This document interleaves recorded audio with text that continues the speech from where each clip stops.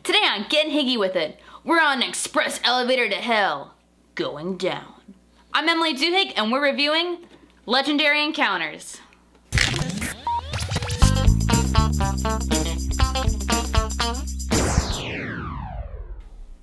Legendary Encounters, an alien deck building game, is a new title from Upper Deck. It plays up to 5 players in a fully cooperative game experience and includes scenarios for each of the 4 Alien movies. The base game comes with a handy player mat that includes spaces for all of the gameplay cards. The game includes a location and objectives based on the particular movie you've selected to play. We start with the first Alien movie, in which you're playing on the Nostromo. The Hive card has 3 movie narrative parts to it. The first part of the deck includes the SOS, then No One Can Hear You Scream, and finally the boss battle, A Perfect Organism. You also add cards from an extra drone deck into each part based on the number of players. If there are 3 players, you shuffle in 3 extra cards into each part of the Hive deck. Suspense is key, so don't look at them. Shuffle each of the sections, but then stack them on top of each other. Do not shuffle this completed deck. Place this deck on the Hive location. The game starts with a couple of core decks. The Sergeant deck can be purchased for 3 stars. Strike decks are there when you finally face the aliens. Based on what you draw from that deck is what damage you have happen to you. And finally, the Hatchery deck includes the dreaded Facehuggers and Chestburster cards. The Barracks deck includes all of the cards that you will use to fight the aliens. Each scenario has a different set of Barrack cards that include artwork from the respective movie. Take the top 5 cards from the deck and place them in the HQ area. The cards here are now available to be purchased with stars. There is a base starting hand for each player, which includes 5 Grunts attack cards and 7 Specialist purchase cards. Players then pick their avatar card and corresponding roll card. Shuffle the roll card into your base starting hand to make 13 cards. The avatar card is let face up in front of the player, indicating how many strike points or health that avatar can take before they are dead. The game is broken up into 4 phases: Hive, Action, Strike, and Cleanup. At the start of each round, a new Hive card is added to the complex. It is placed face down and will remain a mystery until you scan it by spending the appropriate amount of attacks or by having a special Barracks card that scans. A Hive card continues to be drawn each round if they are not defeated and move through the complex at the top. If the complex is full, they start flowing into the combat zone. Once they're there, the Hive cards are immediately revealed. Aliens in the combat zone will now strike you based on the number of aliens that occupy the space at the end of your turn. Each player deals 6 cards in front of them.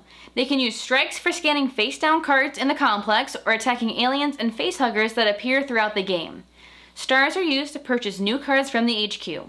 The purchase cards allow you to deal more damage or gain special abilities that will aid you in your battle against the xenomorphs.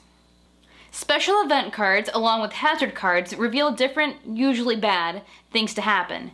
Each time one of these cards is drawn, their effects are referenced. The objective card contains information on the events. Location cards have the hazard card effects based on the order that it was drawn. Things get worse as you continue to draw hazards. To win, you need to complete objectives. As you complete each one of the 3 objectives, you get closer to the end of the game, which usually ends in a battle with a boss.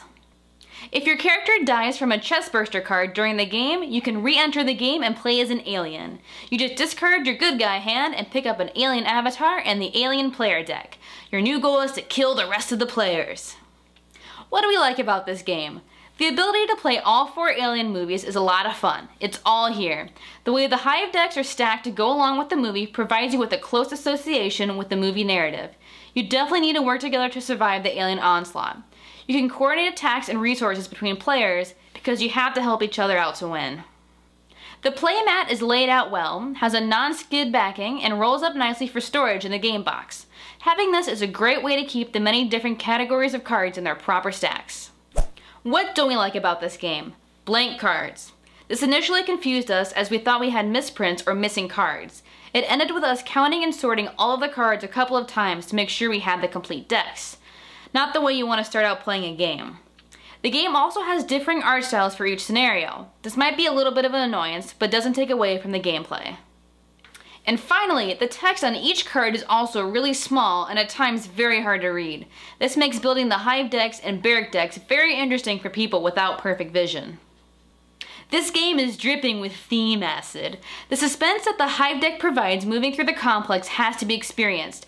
And start popping the corn and melting the butter, because once you complete the game, you'll want to dig out your copy of the movie Alien and settle in for the night.